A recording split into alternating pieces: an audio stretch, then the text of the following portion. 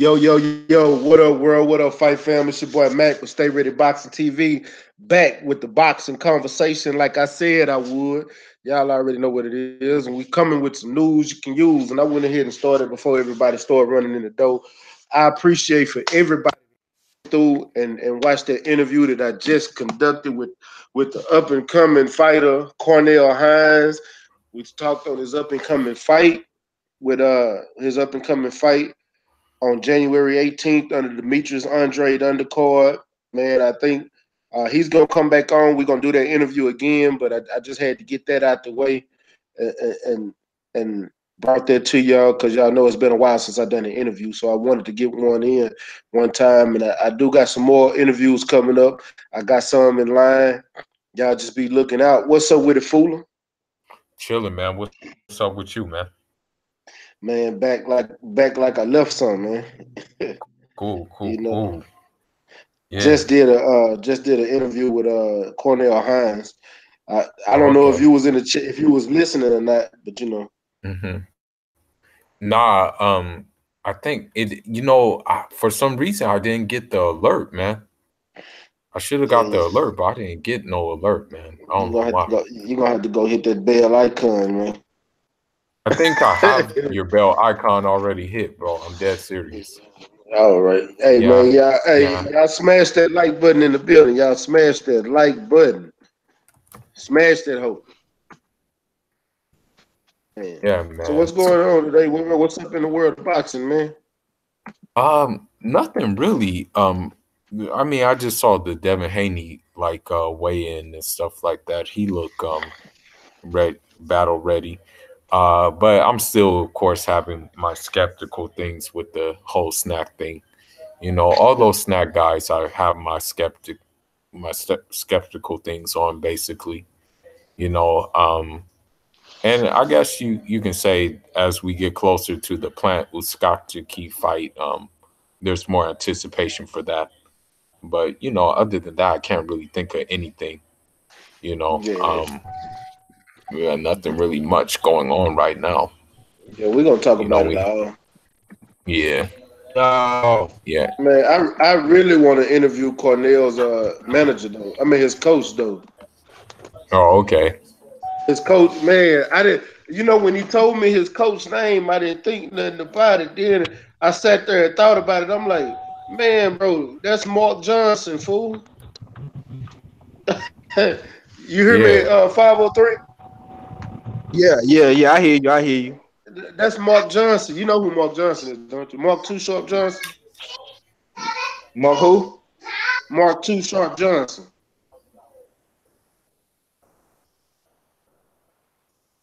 Nah, who is that, bro? That's he's a former champion at flyweight, at super flyweight. Oh, okay. Yeah, that dude, man. He ain't been long. Stop fighting. Matter of fact, when was when the last time? 2005, 2006 when he stopped fighting. That's when he stopped fighting. Yeah. 2005, 2006. Yeah. You say his name Mark Johnson? Yeah, Mark Johnson. Too Sharp Johnson. Too Sharp. Too Sharp? Okay, I'm definitely gonna go do some research on him. Yeah, because I want to interview him. That's I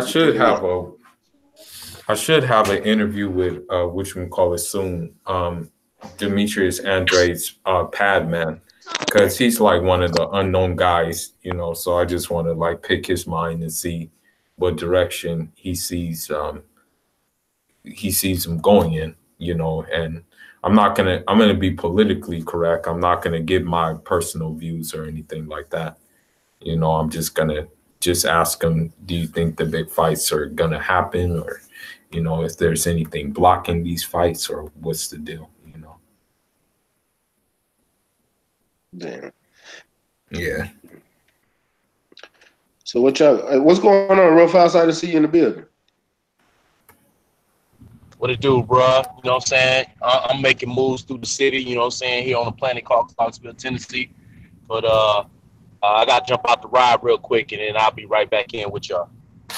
What I will say though, what I will say that I found funny was Michael Blackson with Adrian Yeah, Broner and Pacquiao. I I saw found that. that kind of hilarious. He Yeah, told Pacquiao, if you win, what you gonna do with the money? At least get a haircut. yeah, Yeah, that was hilarious, man. yeah. But one thing I don't get, this is why I don't understand, but I guess you can say it's not a conflict of interest. I don't Yeah, think it's a conflict of interest, but I don't get it. But I guess he's trying to attract people there. But Mayweather, he staged the card 2 days before Pacquiao Broner. It's a lesser card, you know. But it's like I don't know why he man. would do that, you know. But at the same time, you just gotta not pay Mayweather no attention, man. At the end of the Yeah, day, yeah. and and so we been talking about it, but we ain't been talking about it a lot on the channel. So, but we do Mm-hmm. need to talk about it on this channel. We didn't talk about it on everybody else's channel, but Mm-hmm. let's talk about Jose Oscataki and Caleb Plant. Let's sit here and actually Okay. break it down, bring it up, and what we actually Okay. think about this fight. Like, Okay. I also want to talk about Teofimo Lopez and who he fight next. I think that's going to be a pretty damn good fight. And at 503 is going to be in Texas, so we might have to go to that fight, bro. I don't give a damn where it's at. We might have to Yeah, go. it's gonna be at the Frisco in Dallas. Oh yeah, Let's talk I'm about damn Jaime sure going to be Munguia. Let's talk, and after that, let's talk about Jaime Munguia's words, because he said he would knock out her Harrison, Charlo, and he wants Canelo and Triple G. That's what he Yeah, I said. saw that. Yeah, I did see that. yeah. We'll matter of fact, We can we're touch gonna on that a little bit. let's talk about Jose Oscataki and Caleb Plant first. Let's go on Yeah, and, no, for and, sure. and talk about that one. So I already know the majority of all us. I know 503. You the only one that think Caleb Plant gonna take this one, right?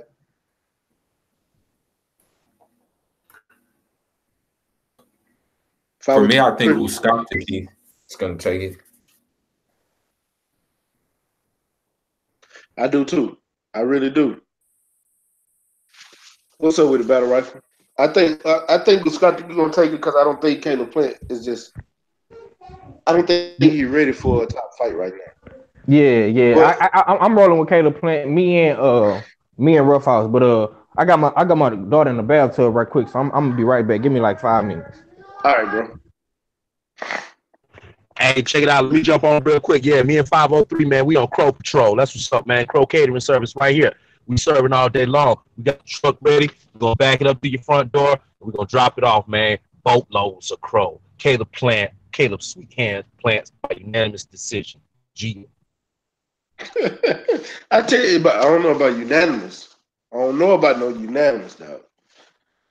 Let me say this: if Caleb Plant wins, I happily eat crow because I do want him to win.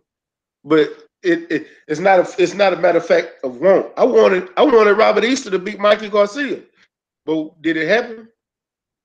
You know, and I'm a Mikey fan. I just wanted Robert Easter to beat him for the brothers. One time, but I knew Mikey was gonna whoop his ass, so I couldn't go against that. I just couldn't. I can't. Same way here. I want Caleb Plant to win. I do. I like Caleb, but do I think he's gonna beat Uskataki? I think Uskataki is gonna smother him, man. I really do, and I don't think Caleb can fight off the back foot, and that's where I think he lose at. Anybody can? There go my boy Cali, the Enigma. But I just don't see it. I don't think Caleb can fight off the back foot. And when Uskata keeps smothering, I think that's gonna be his problem. And see, Hey, bro. he's gonna have to fight side to side the entire fight, like for real. He's gonna have to. He's gonna Hey, have to utilize angles and step to the side to counter. hey, bro. Let me say this, man. When I do my breakdowns, I feel like I can watch a fighter's last 3 fights and I can get a pretty good idea of who the fighter is, what the fighter is, you know what I'm saying? And I watched the last 3 fights on each one, and I'm gonna be honest with you, bro. I did see evidence of a pretty nice back foot game, and I did not see all the magic on Uzcategui. He's a tough, gritty fighter. He's game, but he's sloppy. He's unathletic. He's got very little bend in the knees. You know, there's a number of things. Hey, for everybody out there in the chat, man, y'all stop by Rough House Boxing and check out the prediction video I just put out, man. But I got it all listed in there. I just didn't see all the magic that a lot of people were saying about Uzcategui, man. And I saw elusiveness. There's no magic in it. Okay, Yeah. I'm gonna say this. It's no magic, but let me say this real quick. There's no magic in them, but here's the thing, though. Look at the competition level of competition that both guys have gone through. Yeah. It's wide, man. It's wide. I'm not trying to be funny, but man, I can't talk about other fighters. Man, I talk about Tevin Farmer, and he's fought nobody. And then look at Caleb Plant's resume, who's worse. I think Caleb Plant may have a worse resume than Tevin Farmer, for real. And I want Caleb Plant to win this fight, man. But man, I think Uzcategui may stop him, man. Unless Caleb Plant maybe he's got some dog in him that we haven't seen yet. But I mean, I wish Caleb Plant would have stepped up before facing this guy, man. I mean, I know a lot of guys are just going based off style. You like him, you come from the Mayweather gym, so that may be a reason why a lot of guys like him too. But I'm telling you, man, him not stepping up before this is a mistake, in my opinion. I just want to say something real quick. I think, with Caleb Plant, we do see the slickness, we do see the elusiveness, and we see the combinations, right? But the thing is, we don't see no behind them. So, like, what that makes me think is that Uzcategui, someone who's been in some battles, is not really going to be bothered by that. And the thing is, with Uzcategui, he can pop. You know what I mean? Like, he can pop. Mind you, his hand speed is not on par with Caleb Plant's hand speed, but he got a little bit more in that. And, even with Caleb Plant being elusive, it only takes like that one body shot, or it only takes that one headshot to like set something else up, to set up a flurry on Uzcategui's part. You know what I mean? Because you can only be elusive for so long.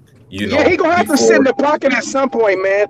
At some point, he gonna have to stand his ground, and that's where you're gonna learn a lot about Caleb Plant. Yeah.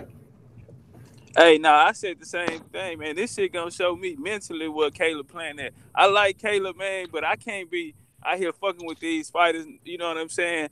Oh no, I like you, so I expect you to go win, man, because they actually getting opportunities now. We know back in the game, motherfuckers weren't getting opportunities, you know what I'm saying? So to just like them and they ain't got to fight nobody for me to like them type of shit, I feel like that's a disservice to the fighters of the past. But as far as Caleb Plant situation, man, I got to ride with. I won't, like Stay Ready said, he wanted Easter to beat Garcia, but goddamn, he knew all the while that Garcia was going to beat his ass. So I got to ride with Kelly on that, man. I think Uzcategui going to stop him, man.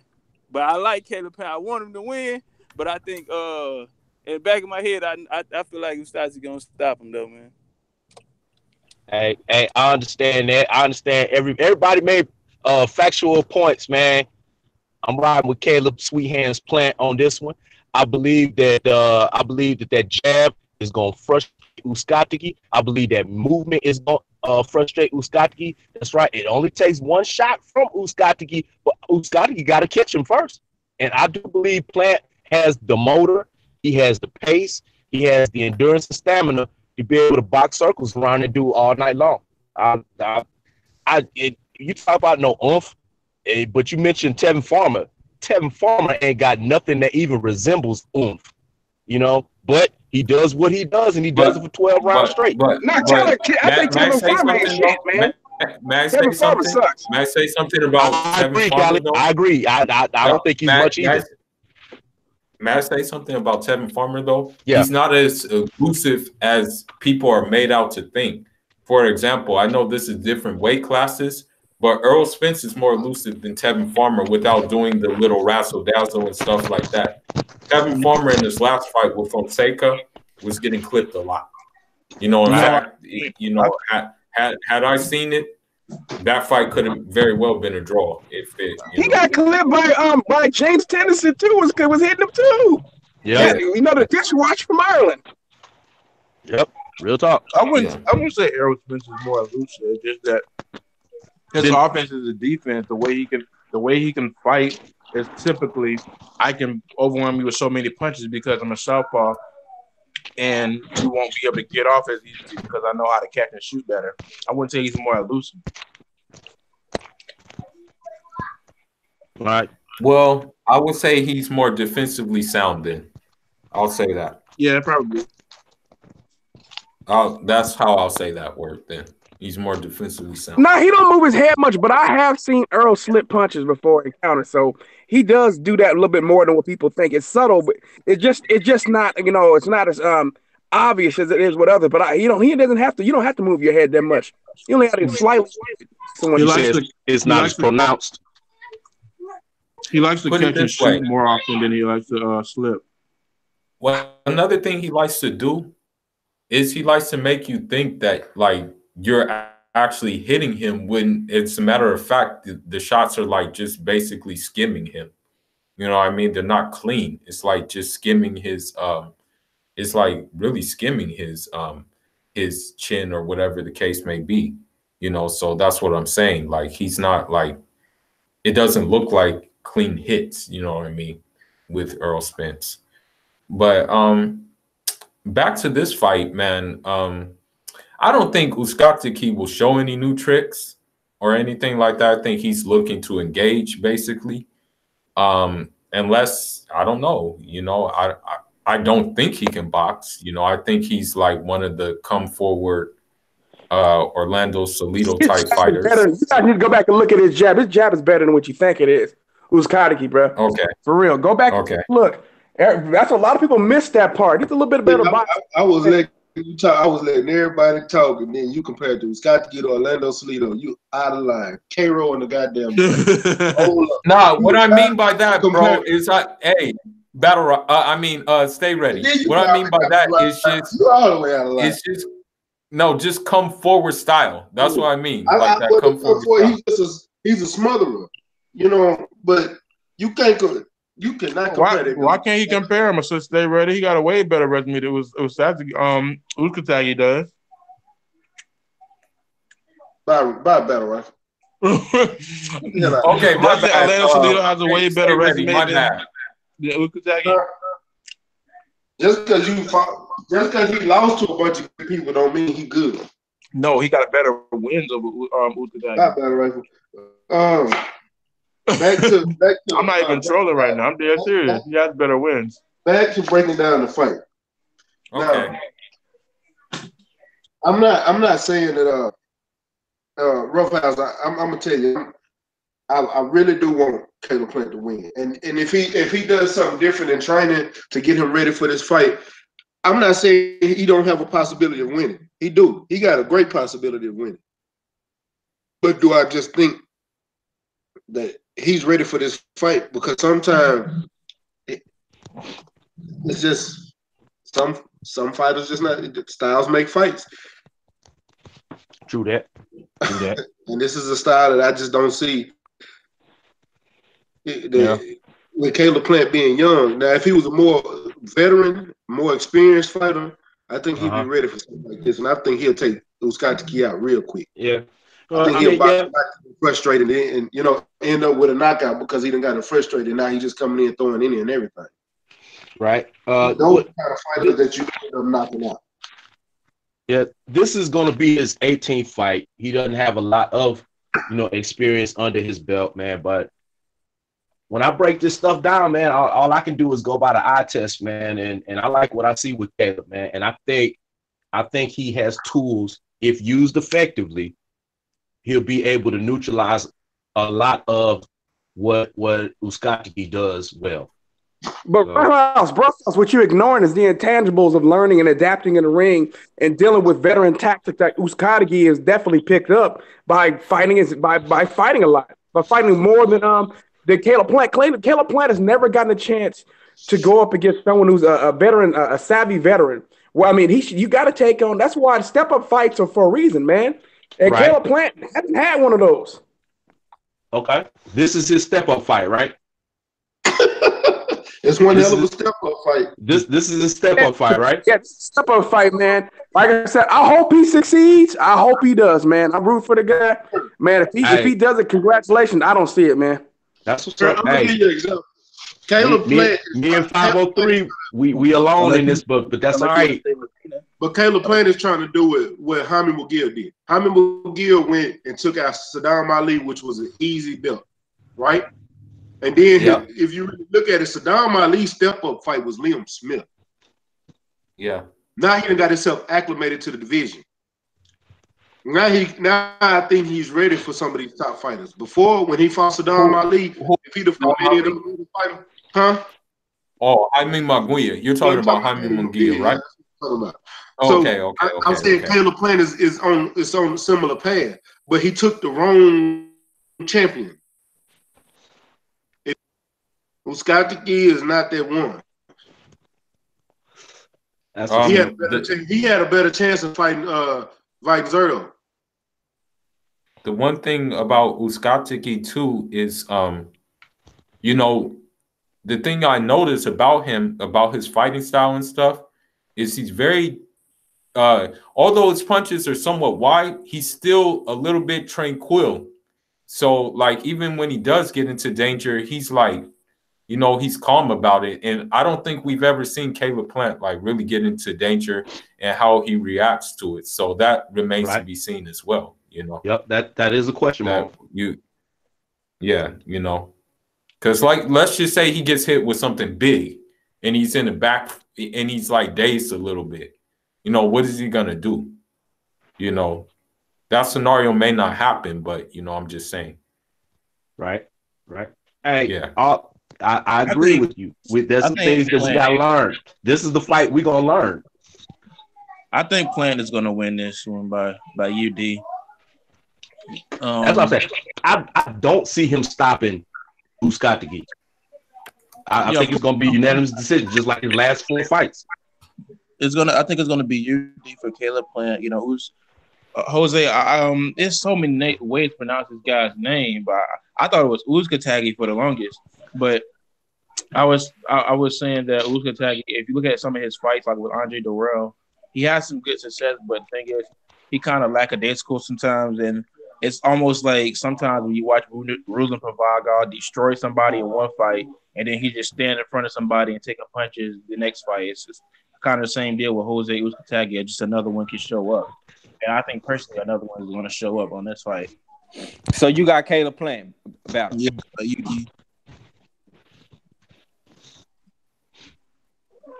So it's 3-3. So do I need to write this down so I can make sure that when it's all said and done, whoever loses come back and eat crow for this fight? See, I'm shocked by Battle Rifle. Battle Rifle would normally go with the more experienced guy. And Battle Rifle's picking Caleb Plant. When do I say that, Kelly? When do I say that? Are you still on about that Triple G prediction when I said he could beat Charlie? I actually wasn't even thinking about Triple G at all, dude. But usually you wouldn't pick someone blind, pick someone like this with this kind of a resume. You look, well, here's the fuck this guy, and you know this guy hasn't fought anybody. Yeah, I normally. So man, if Caleb Plant does this, Caleb Plant is an absolute monster. He's the truth, and that tells you everything you need to know about Caleb Plant. Because Caleb Plant said he's willing to die in the ring. We're gonna find that out. Because the first time you get hit, I say they're willing to die in the ring until they get hit hard. Then they be like, "Oh, okay, maybe I'm not willing to die in the ring." After all. Maybe maybe I'm not ready for that. You know? Either he's ready for it or he's not. We're gonna find out. Yeah, right. And I think, like, honestly, too, you know, these fights, you know, this is what like separates the men from the boys, because we see how the fighter is. When you know, because look, when you take a step-up fight, now the lights are really on you to see if you're really the goods. When you were knocking out bums, so to say, you know, people were just like, you know, this guy is, making noise and stuff like that. And they were just like, okay, maybe we should keep a lookout for the guy. But, it's either like he does what he needs to do, and like people are like, okay, this guy's the truth right here. Or he cracks under pressure and he falls to the wayside, So it just remains to be seen, man. Yeah, man, it just remains to be seen, I agree. Hey, Stormy B Man says the fighter who can throw the straightest shot consistently will win. That is Caleb Plant. Man, we'll By see. a We'll see. landslide. That's not always true. Remember, Vernon Forrest got destroyed. got lost his fight. So you What is can't Stormy B say? say that. Say it Well, again? I'm talking about between Plant and Uskatigi. If we go by that criteria, then it's Caleb Plant by a landslide. What did Stormy B say? He say the person that throws the straightest shot consistently will win the fight. Yes, But, that's not always true. Remember Ricardo Mayorga and Vernon Forrest. That ain't not always true. Yeah. Hey, I do want to say this though. I want to ask y'all this. What do y'all think? This is just a quick question. We ain't got to dwell on this. I just want to know what y'all think about Danny Gonzalez and Chris Algieri fight. I'm be honest with you. I don't know a whole lot about Danny Gonzalez. Yeah, me neither. He's up and coming. He's up and coming. Chris Algieri with a punching bag. That's basically what he is, man. He's a human punching bag. I thought he was done being a punching bag and became Gerald Miller and Danny Jacobs' chef. Now he wants to go back to being a punching bag again. Hey, congratulations to him, man. Yeah. Okay, so what y'all think about Oscar Valdez and Teofimo Lopez in Dallas on the second? Teofimo Lopez by murder. Oh, I didn't say he wasn't gonna win. I'm just saying what y'all think about that fight and that. Oh, and as far as stepping up to fight, Are they fighting? Are they fighting right now? Those two already fighting? Yeah. They fight February 2nd. Oh, that's a. I actually think Oscar Valdez get hit. We're gonna find out the Oscar Valdez defense improve. He was right to hire Canelo's coach because his defense needs to improve dramatically because he get hit a lot. I think Teofimo Lopez needs to get him, but he better be careful though. But if he's jumping up in the air, maybe Oscar counters him or something, man. Yeah, he needs to stop all of that. I think he do. I think he was doing it on lesser opponents. So he don't do it all the time. Yeah, like Teofimo should have moved up a long time ago.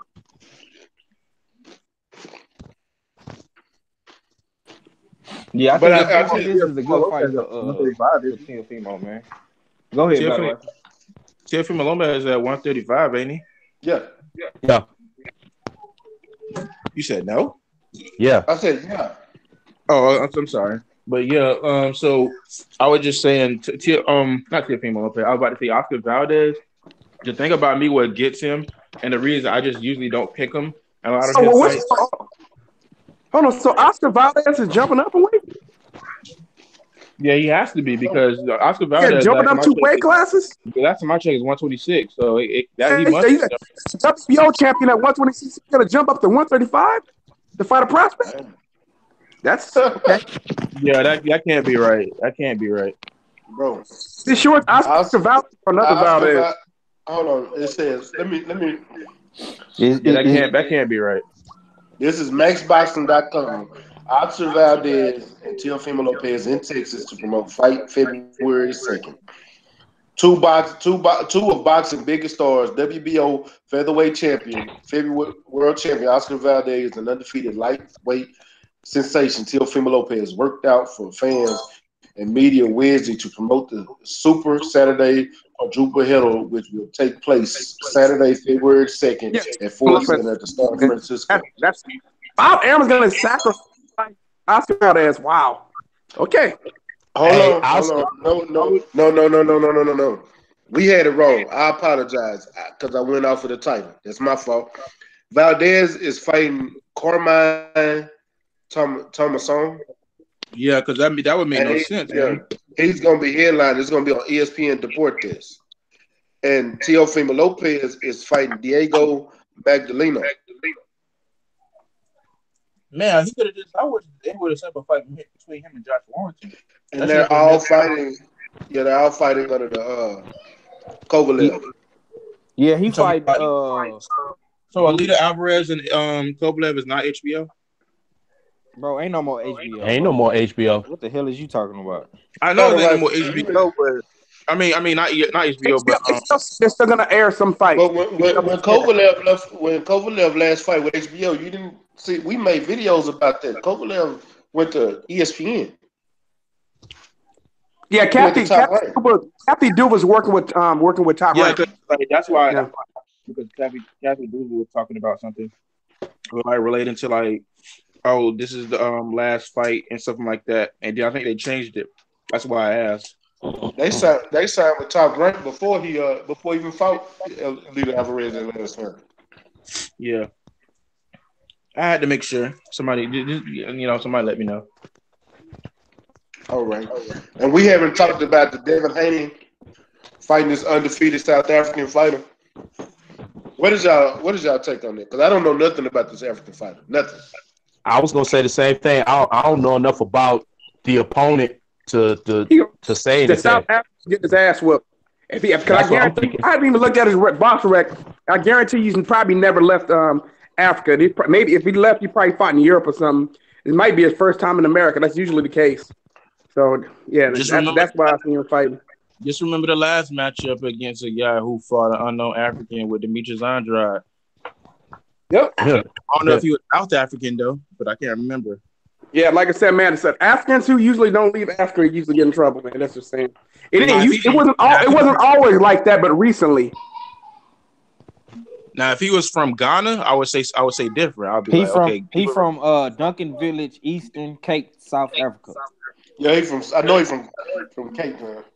No, South Africa used to produce some good fighters, but Africa, period, man, because used to get dudes from the Congo, which used to be Zaire. They used to produce fighters too. So it's not just the case. It's just that Africa hasn't really had that good of coaches lately, man. You know what I'm saying? They're just no different from Europe for the most part. Only South African fighter. Lack of infrastructure with the coaching thing, and a lot of these African fighters, what they do is they train in Europe, like Dogbo, Dogbe or whatever. Although he's Ghanaian, his home base is in London. That's where he trains. You don't even train in Africa. Yeah, he moved. He moved to London.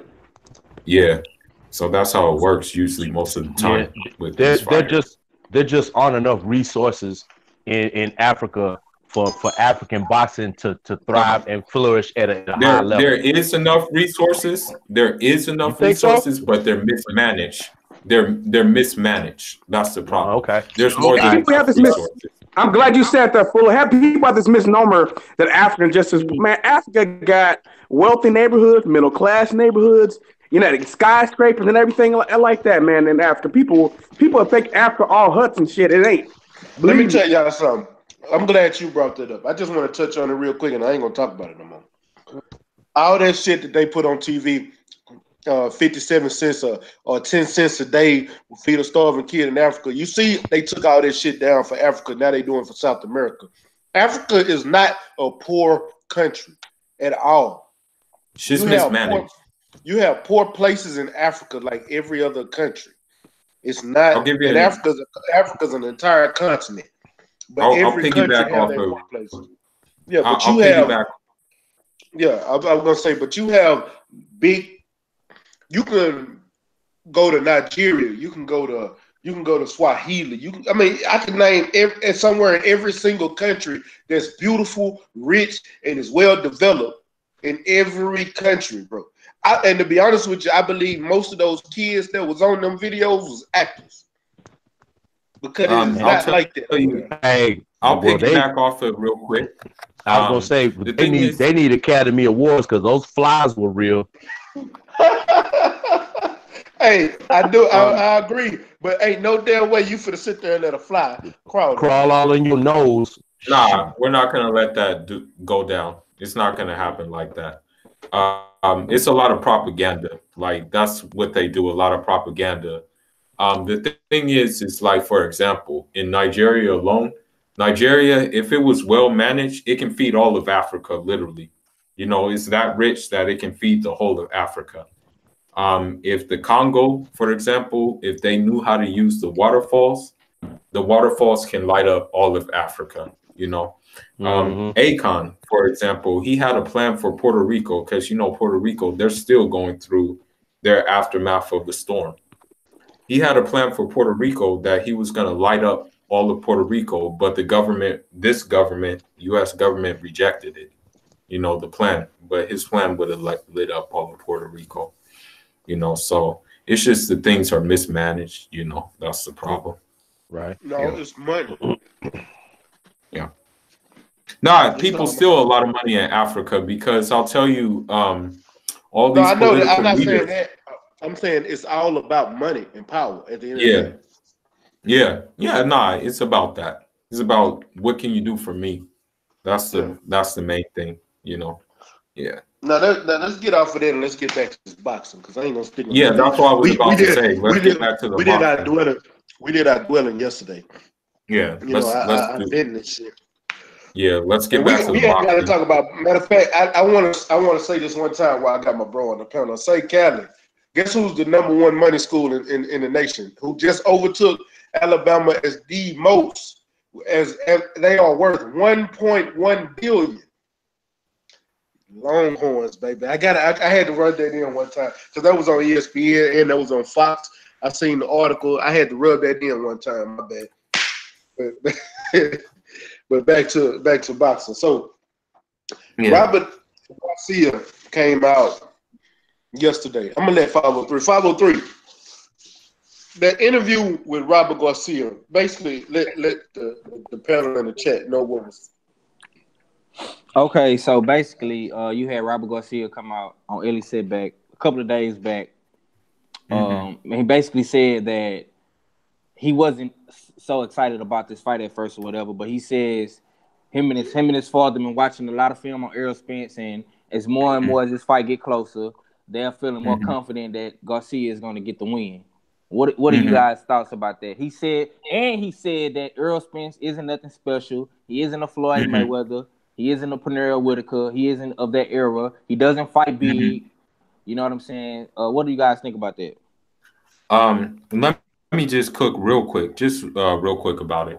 I just think looks can be deceiving for him because in order to go to the Olympics, you have to know how to box, basically. And so Errol Spence, there's just not a need for him to switch what he's been doing, thus far. And in his coach even said that, we're going to see how good he really is. So, I just think they're just trying to keep confident in themselves. But in reality, they know deep inside that they're in for some hell, basically, And just like on that interview I was doing, he said Mikey was more technical and he said Mikey give him fits. I can agree to the technical, but Mikey don't throw enough punches. Okay. He doesn't throw enough punches at all. And if you could be technical, sound,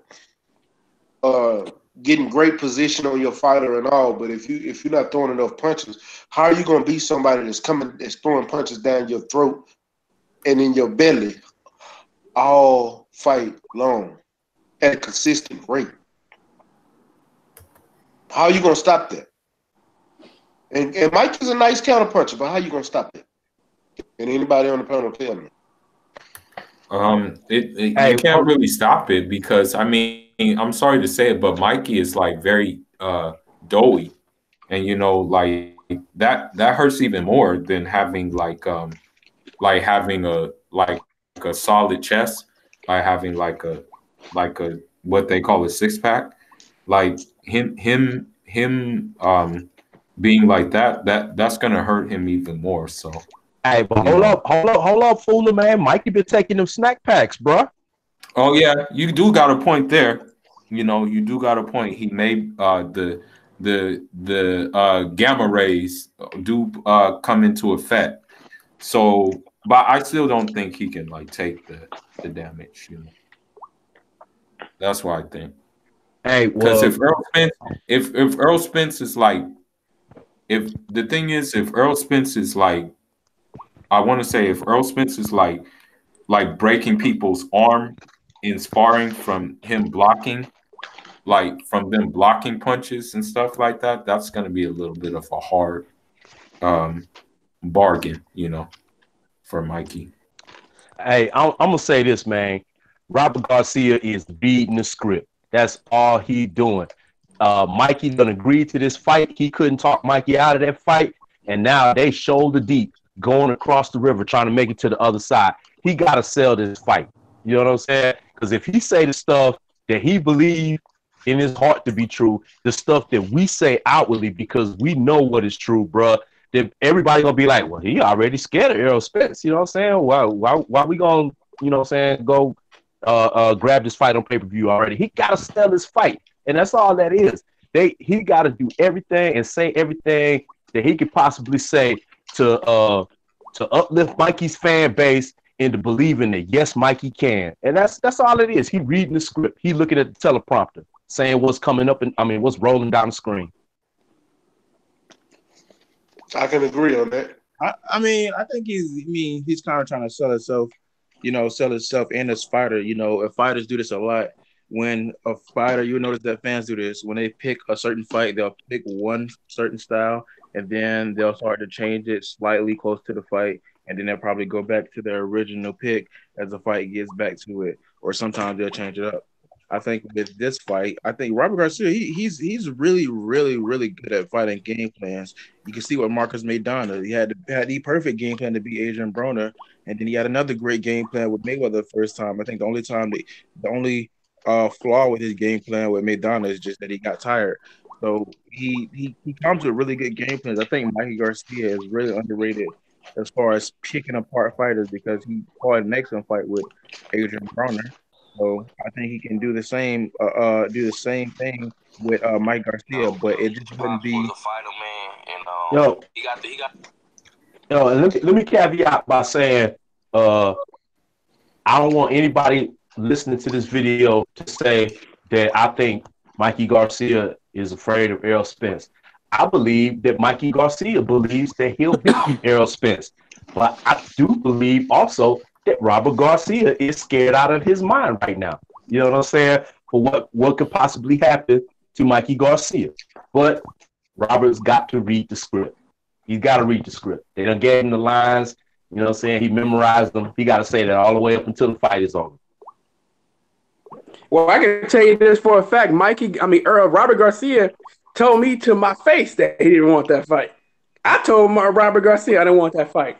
Right. There was two of my favorite fighters coming, and I thought that he was too small. Heck, even Big G was like, Big G couldn't speak. He really couldn't speak English, but he could understand what I was saying, and he was shaking his head no. Big G. So that tells you what you need to know right now. But it's a possibility that they saw something on film that made them more confident about the fight. I'm gonna tell you what it is. Earl fights similar to a lot of Mexicans, and that's probably why they feel good about this fight. Or at least they feel like they got a really good chance. Not necessarily they think they're gonna win. They probably feel like they got a good chance to pull an upset. They probably think that if Mikey may be avoiding a punch. I'm not saying Mikey. I'm just telling you what they probably think. They probably looked at film. Robert Garcia is one of the best trainers, if not the best trainer in boxing, and he. Right. Did Cali get wrapped? What happened, Kelly? You know what I'm saying? I don't know. So we did. I think they put together. Hold on, let me finish. I think they could put together a pretty good game plan. At least give them a chance to survive. Blanked out, so we missed the whole section. That's what we were telling you. Oh, yeah, okay. We thought you got raptured. Yeah, we thought you got raptured. That's what we were trying to tell you. I thought you tried to catch your breath. And you just came back in and like was still in stride. Like, hold on. Let me finish. yeah, that's what's up. But go ahead. No, you breaking up a little bit. You still breaking up. Yeah, you like chopping. You doing the Matrix. Wow. Okay, then. That's better right there. That's better. Yeah, he That's good. Better? He good now. Go ahead. Yeah, Kelly. you better. saying that All right, Robert cool. Garcia's trainers are not the best trainer in boxing, but you know, so they probably saw some on the film that probably gives them more confidence that they have a better chance of winning this fight than he did previously. But it doesn't mean that they're going to win the fight. They probably think that their chances are pretty decent. That maybe Mikey won't get it, won't go in there and get completely blown away. And then maybe they're probably hoping, trying to put together a game plan that will allow Mikey Garcia not to get blown away. Now, does that mean that's going to happen? No. Sometimes film is fool's gold. You know what I'm saying? What you may see on film may not look the same once it's in the ring. You know what I'm saying? But maybe Mikey does bring something different to the table, and he forces Earl to bring out some of his extra tools that Mikey hasn't seen, and may give Mikey some problems. I don't know, but I personally think that Mikey gonna get blown away at some point. Now it's a possibility that this fight can make it to like the 8th round or something like that, and he still gets it destroyed. I mean, making it to the 8th round, if you're getting pummeled for the first 7 rounds, then making it to the 8th round, that's not really a good idea. It may be better to get out of there earlier. Yeah, I want to say this real quick, and don't nobody take it wrong, because I after this fight, y'all know I'm still gonna be a Mikey Garcia fan.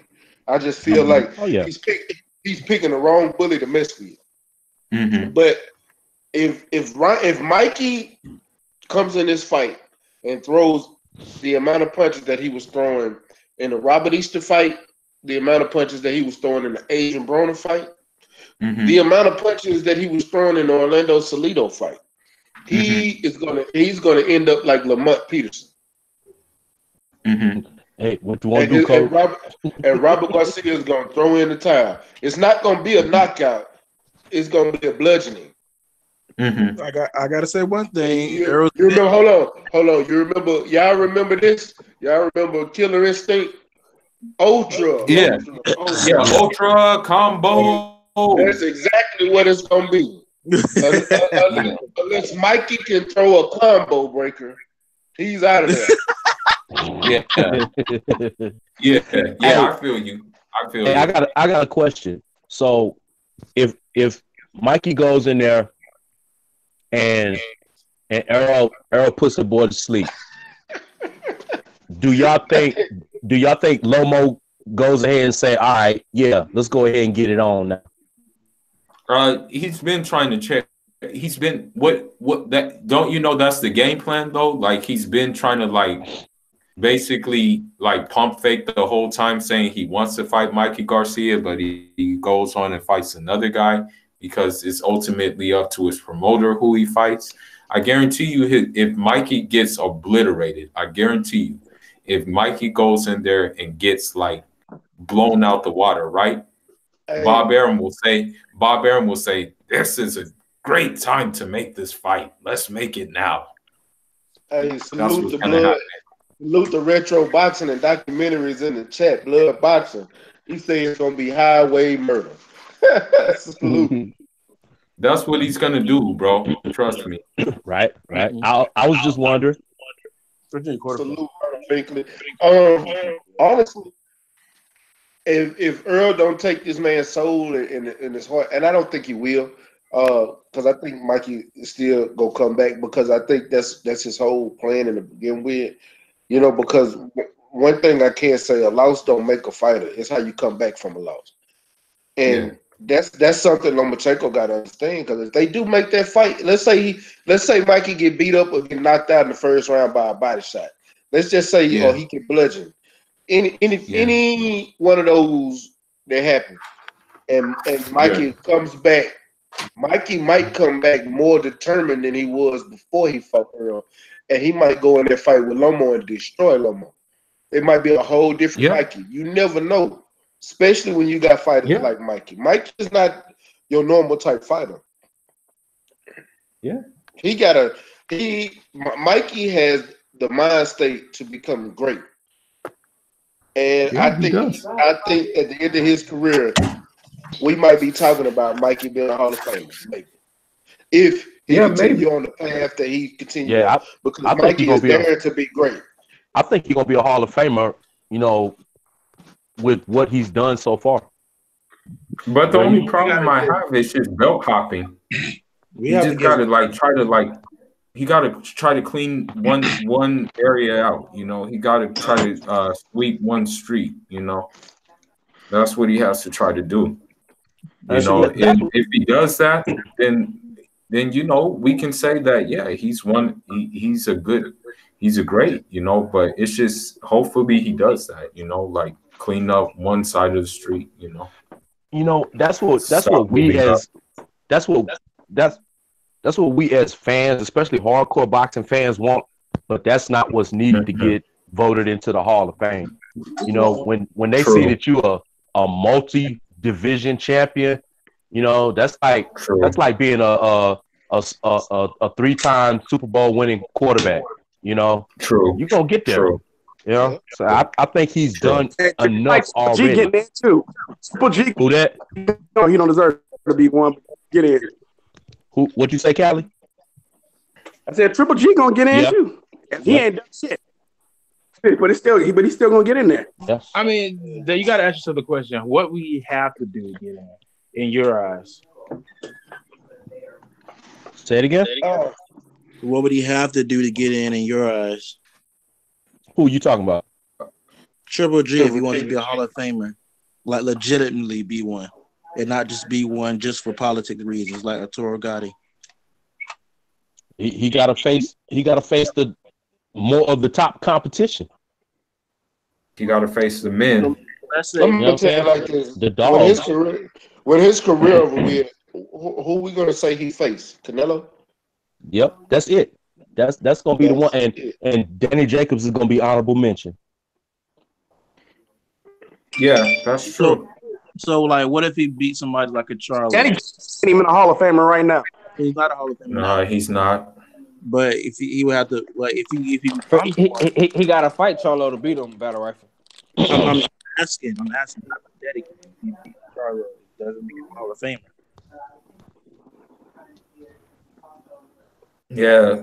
Yeah, he has actually when you think about it, he kind of has a long way until he gets to Hall of Fame. I mean, because you have to ask yourself, is Charlo a Hall of Famer? Not right now. No, right not. No. Not right now. Nobody said Cholo was. By no means. I didn't say that either, but it's kind of common knowledge that you have to beat another Hall of Famer to be in the Hall of Fame. At least beat. No, at least you need to beat the best guys in your division, and he really has been to fight those guys. Yeah, but that's usually what tops it off, because anybody can be. What's that belt at the bottom? The other black belt. Like, anybody can have a title, but usually they'll say you beat another Hall of Famer. That's what earned your shot into the Hall of Fame. He was unified, bro. What was that? He was a unified champion, and he had a bunch of title defenses. That's gonna put him in the Hall of Fame alone. Yeah, his number of title defenses without fighting a bunch of Ubers. Who you talking about? Triple G? Yeah, Triple G. No, I He mean was a like unified champion making a bunch of title defenses.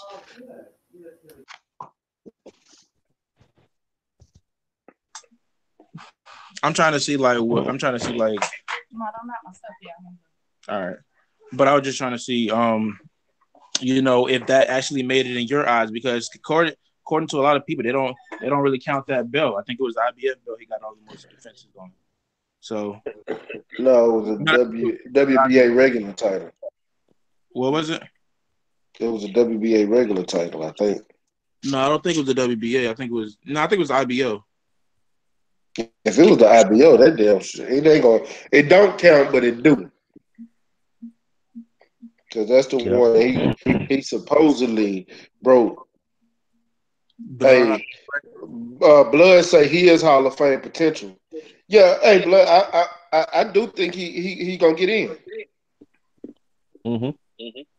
He said, I'm not a huge fan of the brother, but they have hold on. Blood said, I'm not a huge fan of the brother, but they are highly gifted fighters that I believe will beat all the top guys in their division.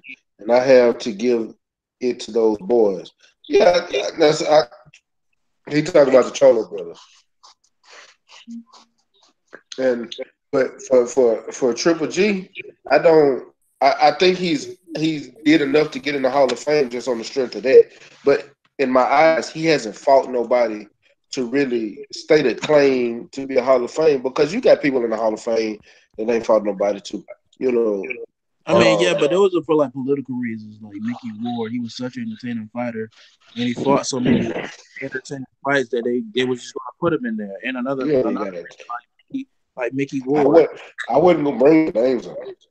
Oh, I don't want to talk about it. Hey, and then it would be different if he was fighting in a division where there was a lack of talent and he was just heads and shoulders above everybody else. But there is prominent competition, top tier competition, you know what I'm saying, at 160. And if he's trying to go up to 168, there's definitely competition at 168 that's top tier that he could be fighting to solidify that claim to be in the Hall of Fame. But here's the thing, though, too. He should. I mean, dude literally threw his belt away in order to avoid a fight. So, man, a Triple G, man, should be, Derevchenko, and he ducked Jamal Charlo twice in the same year. Dude should be deducted points for what he's done, especially all the ducking he's been doing since May. Since May, actually, but they said before May, because it was actually in April when he ducked Derevchenko.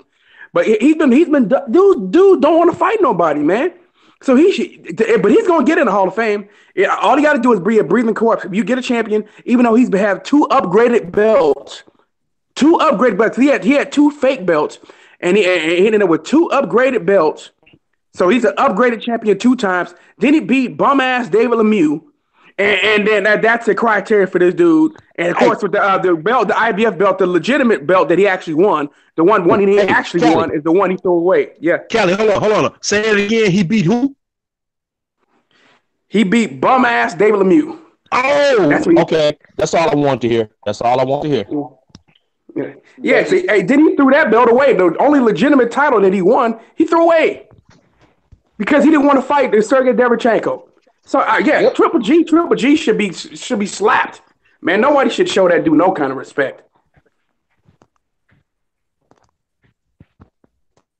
Man, it's I agree, man. Blood said Jamel would beat Triple G, and he would beat Andre too. I believe I like his chances versus Canelo. Hey, Battle Rifle, let me finish talking, man. Oh, man.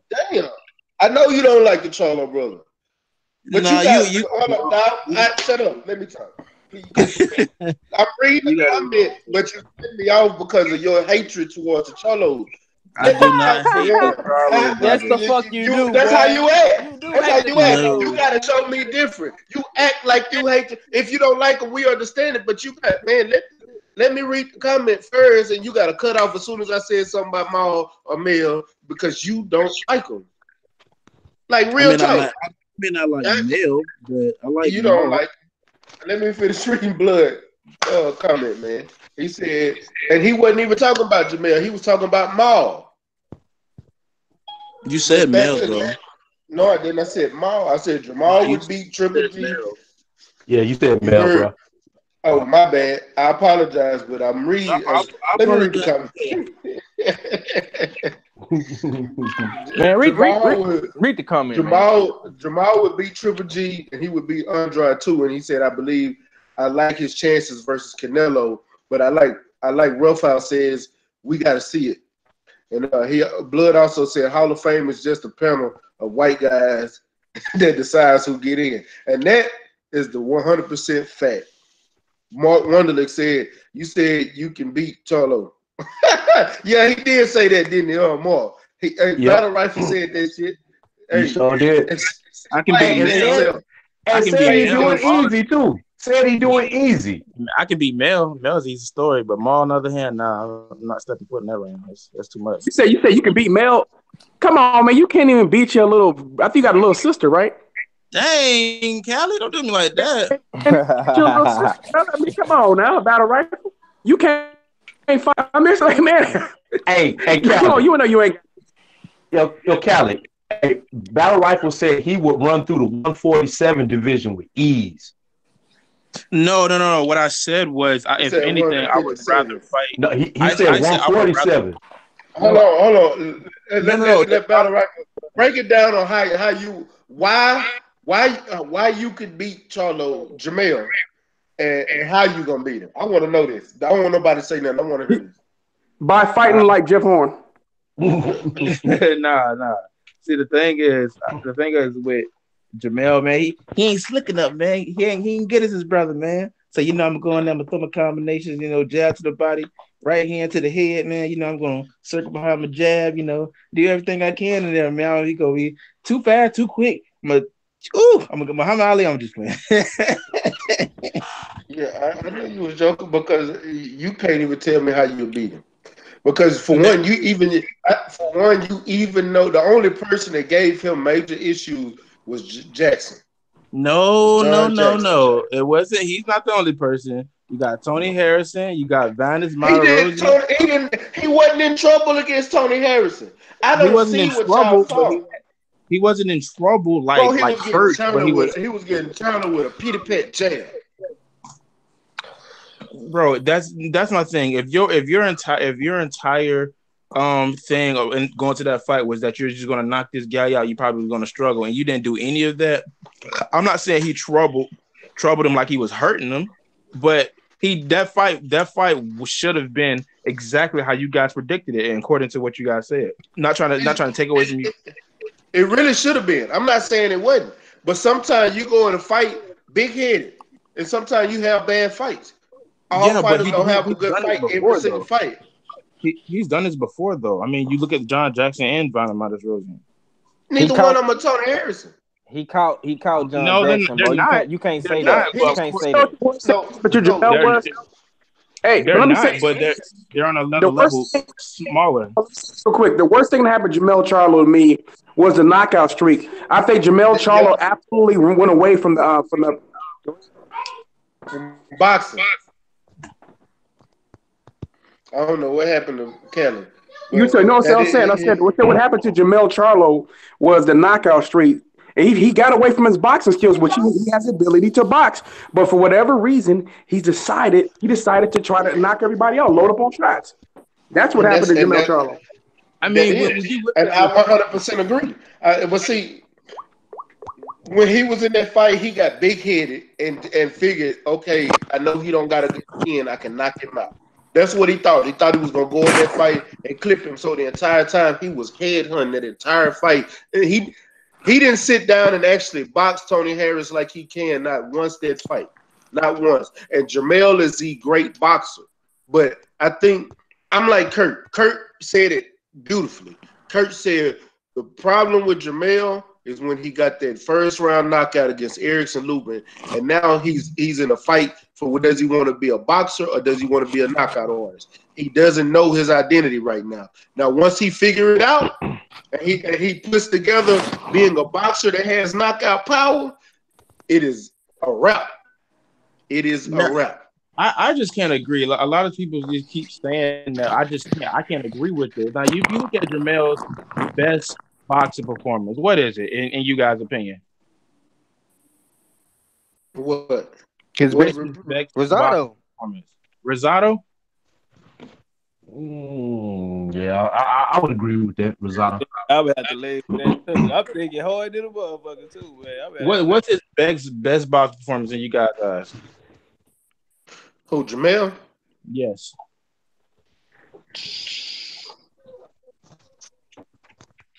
I mean, his highlight of his career is Lubin, but shit, actually seeing goes around, it'll probably be. To be honest with you, hold on, I could say this real quick. Well, let me go back to hold on. Go back to the Austin Trout fight, and I want people to understand this. Austin Trout ran that entire fight. That shouldn't have been even a split decision. That was a unanimous decision. I don't see no round that Austin Trout won. You know what happened in that fight too? He was trying to impress the Mexican fan base, the crowd. That's what he was trying to impress. You could tell. Yeah. He went in there and he had been talking to Mexican fans all week and talking about, man, I love LA and hanging around on the Mexican fans. And the Mexican fans were there to see Leo Santa Cruz at Mamaras Award. So he wanted to give them an impressive knockout. Okay, so Cali got that boy all messed up, man. That was a great fight. He actually went in there and beat up Austin Trout for 12 rounds. He just had a problem on getting him out of there. He stunned him, dropped him. and Austin never really got clean shots off on him ever, not once in that entire fight. I don't. Okay, so like, what fight are we talking about? Jamel Charlo. Let's just break this down for a moment. Okay, right? yeah. Okay, so not everybody is going to get knockouts every fight. We know that. So if we're going to separate, what about when he fought Hopkins? That was a great fight. Who? When he fought Hopkins, I think it was Demetrius Hopkins. That was a great fight. Okay, so look, we know that a fighter is not necessarily going to get knockouts every fight. We know that. So apparently, from what I keep hearing from the fan base, is that Jamel is the better boxer. He's much more skilled than Jamal, and he's much more skilled than Jamal. He just doesn't have the power, like the ferocity as Jamal. Okay, well, let's look at his boxing performances. What's his best boxing performance? Okay, I guess I would just name one like Charles Hatley or something like that. Now, Charles Hatley is not like a big name fighter. He got a few names on his record, but he's not like a big name, like an A-class fighter. And we don't expect him just to be outboxing A-class fighters like that. We know people are going to struggle. That happens in big fights. Well, if you let's just say I graded Charles Hatley a C, and I replaced it with another fighter like Terrence Crawford and put him in there with a C-class fighter. Now, what's a C-class fighter on Terrence Crawford's resume? Let me think. John Molina Jr. Did he or did he not have better boxing performance? Yes. Okay, let me bring in another guy. Let's say we say somebody like Usyk. What's a C-class fight on his resume? Anybody in the cruiserweight division? You gonna stop this, Rough House? We gonna be talking about this multiple times. Hey, Rough wanted to make it on that. Rough House, man. I think you're jealous of the cruiserweight division, man. Nah, man, I'm unimpressed. There is a difference. Hey, our fella was in the chat, but hey, he'll be here in a minute. Come on, our fella. but but you haven't told me nothing really, because I can go to fighters right now. I can go to multiple fighters and name a bunch of fights that they actually had trouble in with lower class fighters. I can name a whole bunch of top fighters. Of course they have. Hold on. Matter of fact, we can go to one right now. Didn't Anthony Joshua have a rough time with Carlos Takam before he clipped him? Didn't he have a hard time with Dillian White before he clipped him? Yeah, didn't he have a hard time? Didn't he have a hard time with what's the old ass Klitschko before he clipped him? Hold on. He's not supposed to have problems with Dr. Hold on. I'm going just like you did when you go in weight classes. Didn't Canelo? Yeah, that's another good one, Callie. Yeah, that was a good one. Didn't Canelo have problems with Austin Trout? Didn't Canelo have problems with Israel? Hold on. Didn't he have problems with Israel Law? No, I think in that case, that's not really a fighter that's like really below in at skills at the time. Yeah, because I think a better fight is like fighters that had problems. You're being picky on what you want, because you got fighters that are coming up. When he was fighting these guys, he's still coming up in the ranks. He wasn't a champion yet. He was still coming up in the ranks.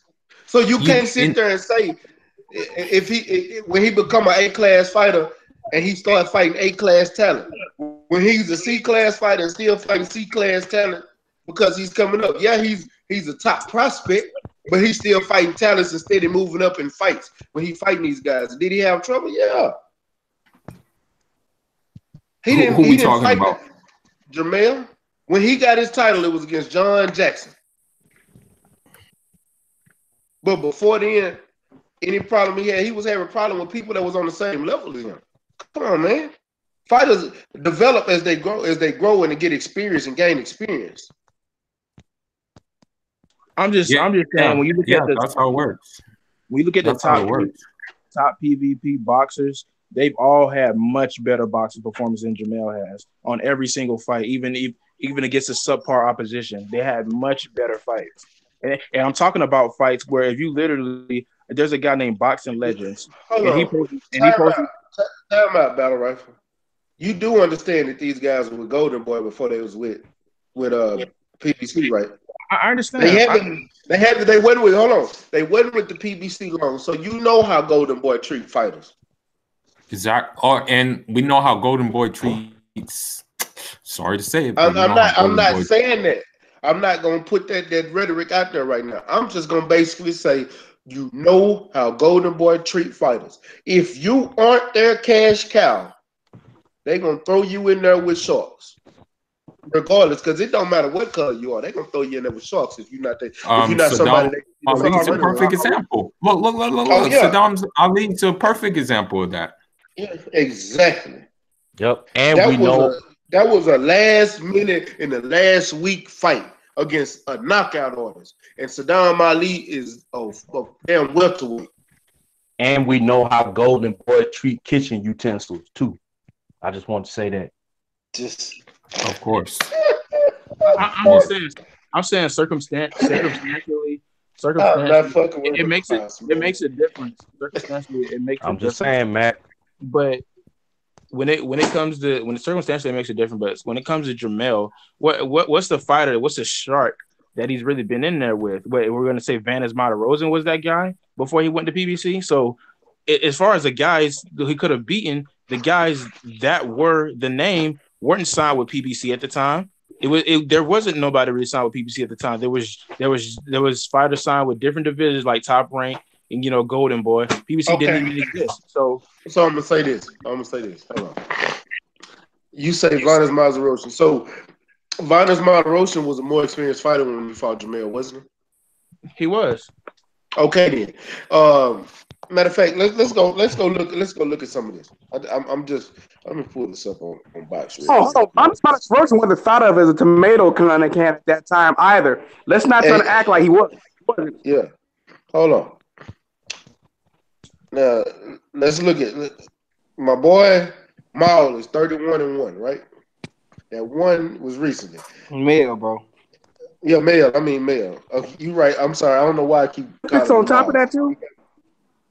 Huh? What happened? What you say, Kelly? I think Vanes Martirosyan was part of the U.S. Olympic team. He was in 2000. I think he was 2004. I think. Hey, so when he fought Harry Joe Jorge for the vacant WBC Continental American Super Welterweight title, was that not a more experienced fighter?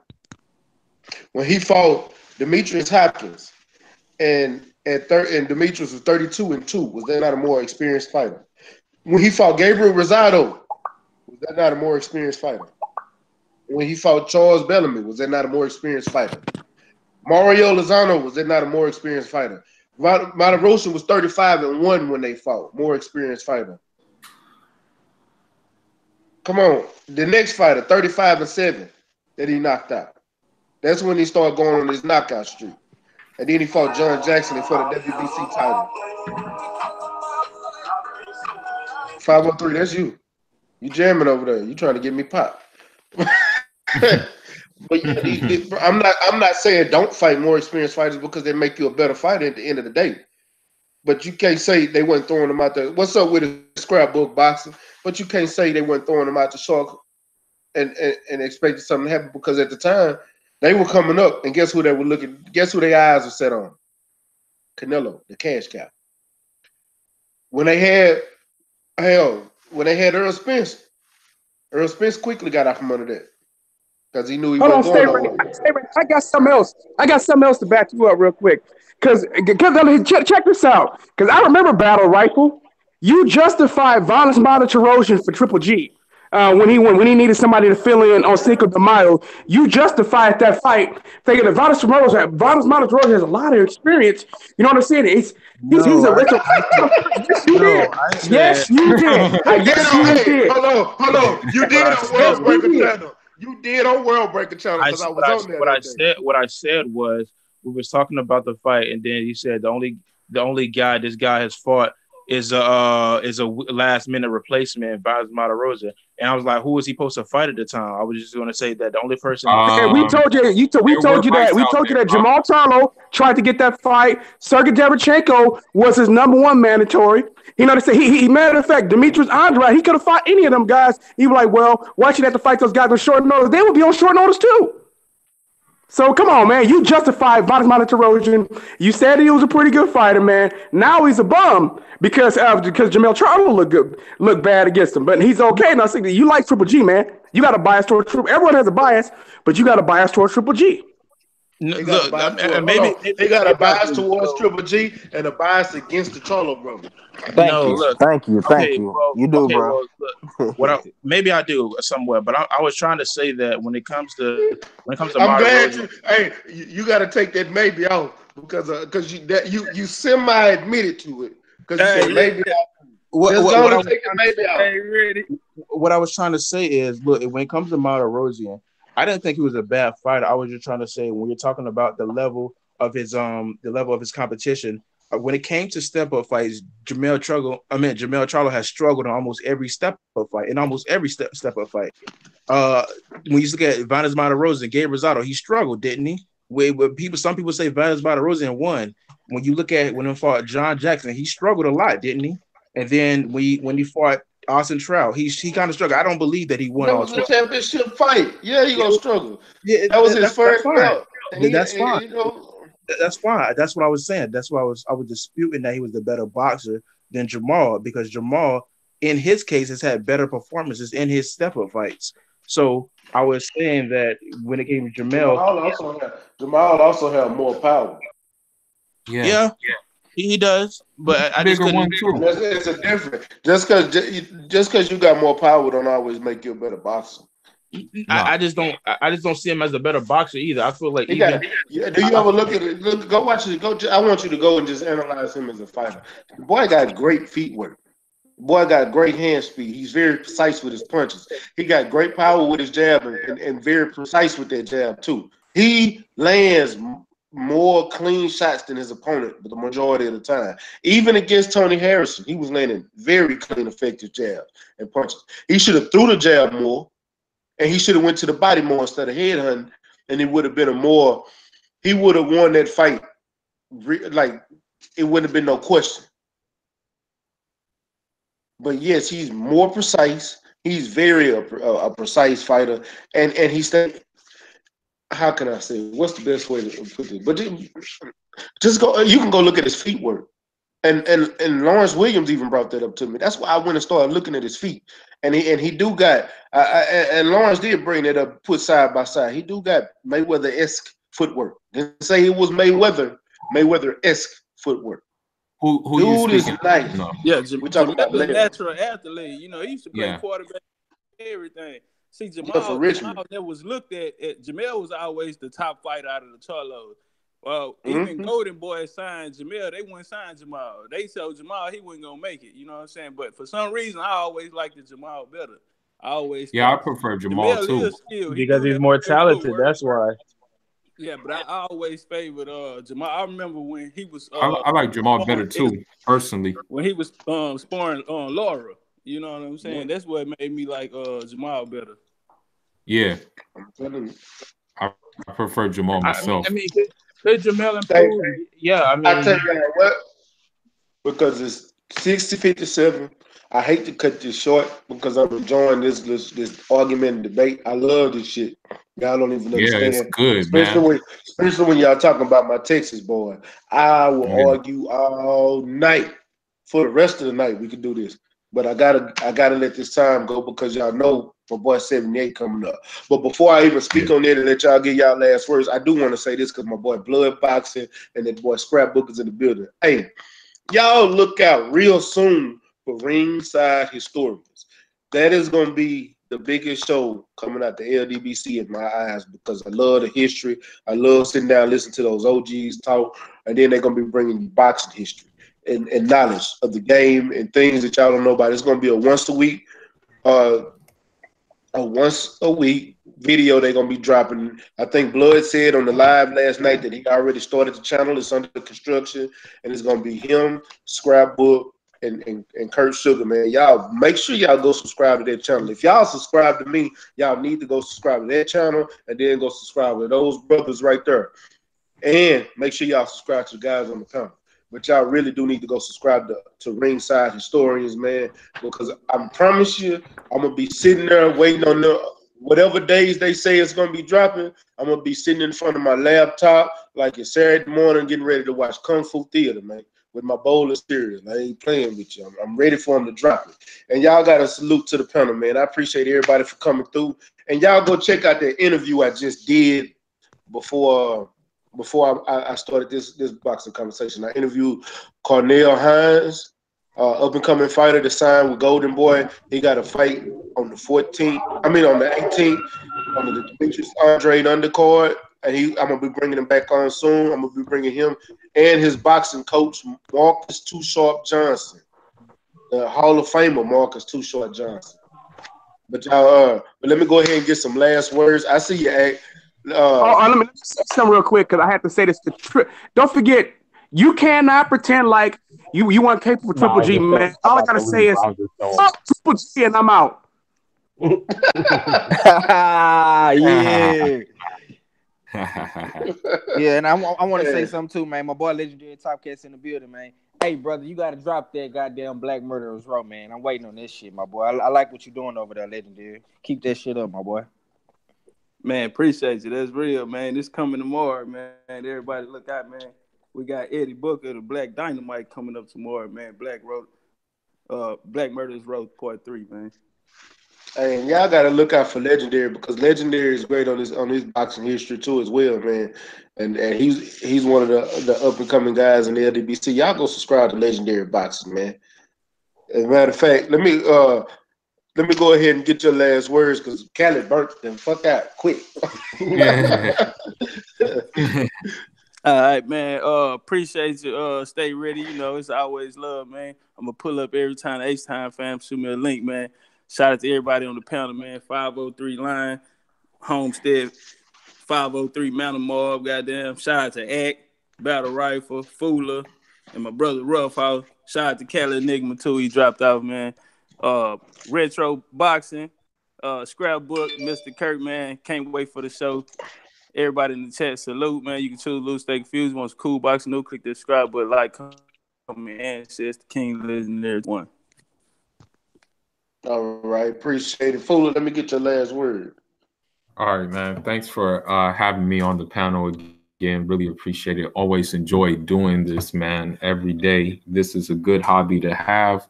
You know, shout outs to the LDBC, shout outs to Texas, shout outs to New York, shout outs to Philly, North Philly, South Philly, down the bottom. Shout outs to the Bay Area. And yeah, man, shout outs to Florida too, Miami, basically. And till the next time. All right, man. I appreciate that, Fuller. Battle Rifle, let me get your last words, man. I almost said forget Errol Spence, but I forgot you was on the panel, Matt.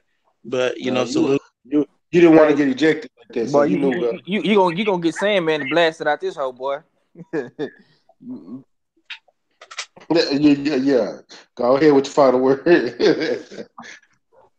Well, just gotta say, you know, when it comes to me, I'm always ready. I'm always packing that ammo. That's hence the name. Right on. Man, I appreciate you coming through like always, bro.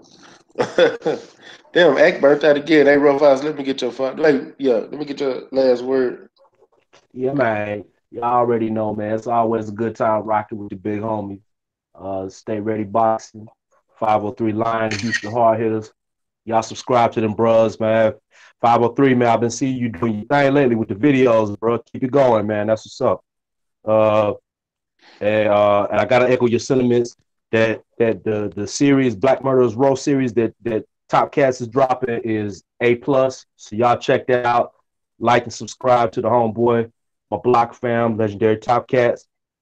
Shout out to Fula, Battle Rifle, Cali, anybody else on the panel that I may have been missing.